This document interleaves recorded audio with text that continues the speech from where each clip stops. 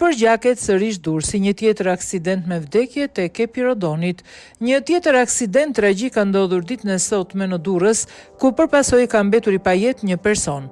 Burimet për mediat bëjnë me dije se shtetasi Arben Karamuço, i cili drejtonte një motomjet me 4 goma, ka humbur kontrollin dhe ka dalë nga rruga. Për pasojë, Arben Karamuço ka ndruar jetë, ndërsa një grua e cila ishte me të në motomjet ka arritur të shpëtojë. Ky aksident vjen pas tragjedisë që ndodhi më herët gjatë ditës së sotme në Durrës, ku një automjet përplasi 5 fëmijë që ishin duke luajtur në trotuar, duke lënë 2 të vdekur, prej tyre dhe një të plagosur tjetër rënd.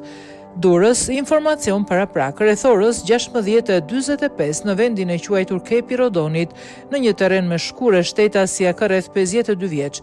Banues në Tiranë, duke drejtuar një motomjet me 4 goma, dyshohet se ka humbur kontrollin si pasojë e terrenit është rrëzuar. Si pasojë, 52 vjeçari ka ndruar jetë në vendngjarje.